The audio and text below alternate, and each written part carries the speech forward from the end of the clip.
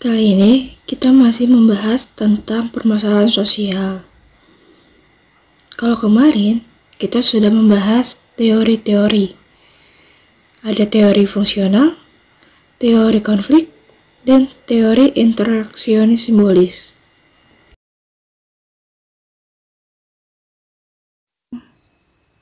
Kita akan mempelajari tentang latar belakang masalah sosial.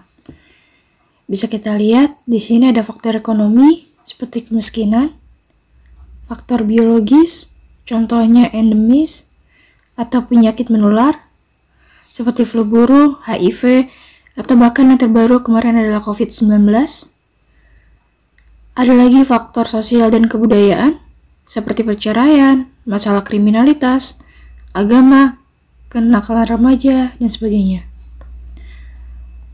Faktor yang terakhir adalah faktor psikologis, seperti depresi, gangguan kejiwaan, penyakit saraf, atau bunuh diri.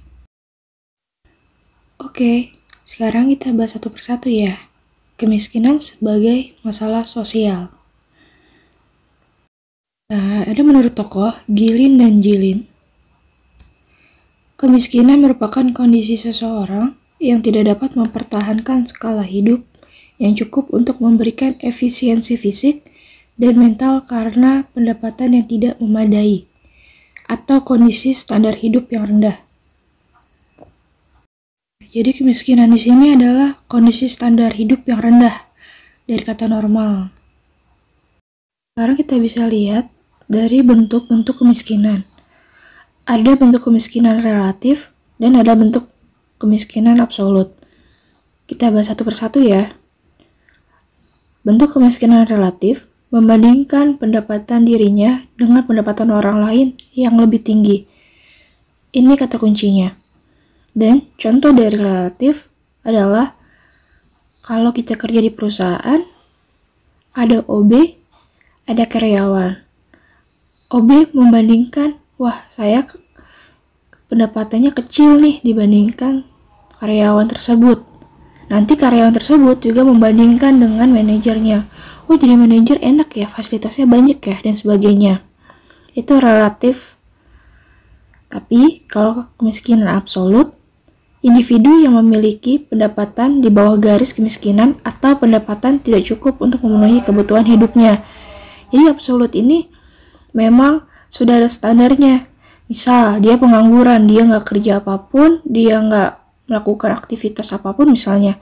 Jadi dia tuh nggak dapat pendapatan yang sesuai. Gitu. Ataupun dia misalnya kerja jadi pengamen, itu pendapatannya tidak menentu.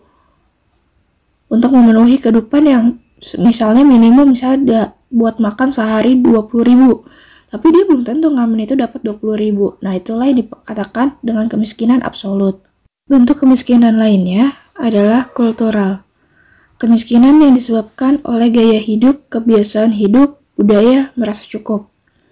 Jadi memang kultural itu lebih kepada gaya hidup ya, karena kebudayaan kan, kebudayaan itu adalah gaya hidup. Jadi kalau gaya hidupnya misalnya dia boros, mau pendapatan seberapapun, pasti akan habis-habis juga kan. Nanti itu yang disebut dengan kemiskinan. Nah, kalau kemiskinan struktural disebabkan oleh kebijakan pemerintah yang tidak adil, distribusi produksi yang tidak merata, dan adanya korupsi. Jadi kita miskin tuh memang karena adanya sesuatu yang terjadi, misalnya di pemerintahan. Misal, gaji guru yang harusnya sejahtera karena sudah S1, namun dikasihnya kecil dan tidak merata di setiap daerah. Nah, itu disebabkan oleh kemiskinan struktural. Kalau kemiskinan natural disebabkan oleh faktor alamiah, cacat, sakit, lanjut usia, atau bencana alam. Nah, ini natural itu kayak misalnya kita kecelakaan. Kita misalnya terjadinya cacat pada tubuh kita. Maka kita nggak bisa bekerja dong. Nah, itu yang akhirnya membuat kita tidak mempunyai pendapatan. Pemerintah memberikan solusi dengan mengeluarkan kebijakan Perpres nomor 166 tahun 2014 dengan adanya program simpanan keluarga sejahtera, program Indonesia Pintar, dan program Indonesia Sehat. Kita lihat permasalahan dari kriminalitas. Kriminalitas merupakan salah satu bentuk penyimpangan, khususnya perilaku yang melanggar hukum pidana.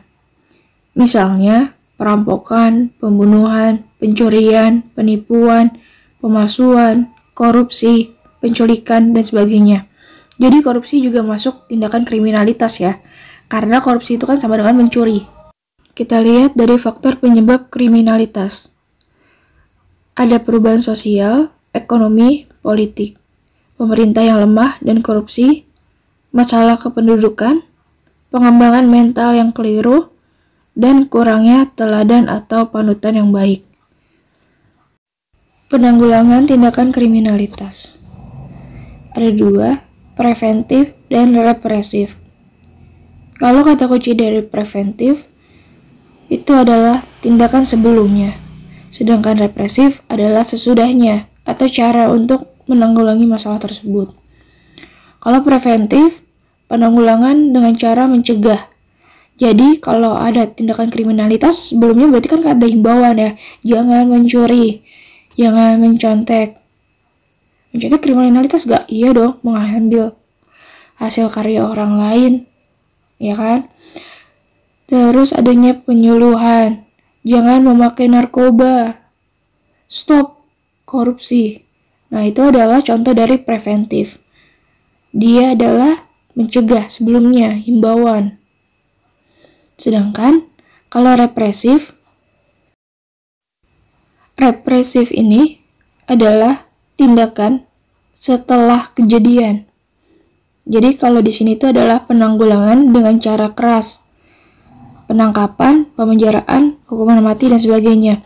Jadi kalau tadi preventif itu adalah himbauan, jangan korupsi, tapi ternyata kalian korupsi, maka akan dilakukan dengan tindakan represif, yaitu penangkapan dan adanya pengadilan.